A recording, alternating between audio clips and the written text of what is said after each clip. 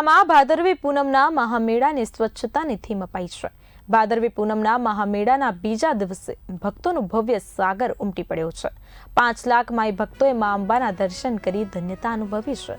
અંબાજી સહિત પદયાત્રા માર્ગો પર 1500 જેટલા સફાઈ કર્મીઓ દ્વારા સફાઈ સ્વચ્છતા નીતિને લઈને કલેક્ટરને કર્યું છે સંલગ્ન માર્ગો પર સફાઈનું નિરીક્ષણ। આવતીકાલે અંબાજીમાં થશે ડ્રોન શો, સાથે જ ભવ્ય ડ્રોન શોથી મેળો ઝળહળશે। ભાદરવી પૂનમનો મહામેળો સ્વચ્છતાની થીમ સાથે આગળ વધી રહ્યો છે।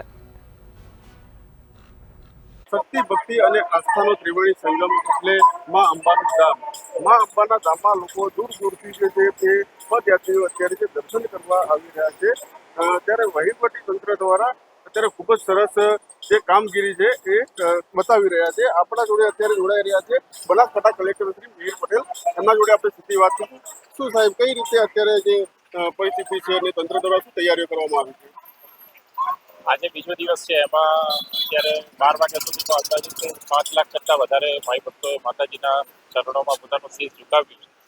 ખાસ કરીને જ્યારે લાખોની સંખ્યામાં માઈ ભક્તો મા અંબાના આંગણે પધારે છે, ત્યારે સ્વચ્છતા જાળવવા માટે માનનીય મુખ્યમંત્રી શ્રી ભૂપેન્દ્રભાઈ પટેલ દ્વારા વિશેષ સૂચના આપવામાં આવી હતી, જેને અનુલક્ષીને અંદાજિત 1500 કરતાં વધારે સફાઈ કામદારો સમગ્ર અંબાજી પરિસરમાં અને જે મુખ્ય માર્ગો છે તેના ઉપર 24 કલાક ઘણી પગે સેવા બજાવી રહ્યા છે, જેને કારણે આપણે આ સ્વચ્છ અને સુંદર વાતાવરણમાં મેળાની ઉજવણી કરી શક્યા છે।